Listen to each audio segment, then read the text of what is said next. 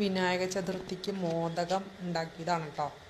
അരിപ്പൊടി ഒരു നുള്ളുപ്പും ഇട്ട് ചൂടുവെള്ളം കൊണ്ട് കുഴച്ച് വെച്ചിട്ട് അതിലേക്ക് നാളികേരവും ശർക്കരയും ഏലക്കയുടെ പൊടിയും കൂടി ചേർത്ത് മിക്സ് ചെയ്ത് അതിൻ്റെ ഉള്ളിലേക്ക് നിറച്ച് ഇങ്ങനത്തെ ഒരു ഷേപ്പിൽ ഉണ്ടാക്കിയെടുത്തിട്ട്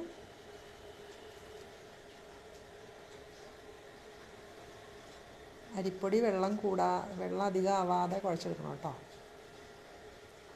എന്നാലാണ് അതിന് ഇതുപോലെ ചെയ്യാൻ പറ്റുള്ളൂ.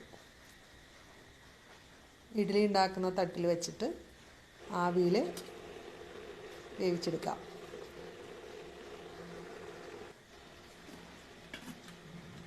ഒരു 10-15 മിനിറ്റ് കൊണ്ട് നമുക്ക്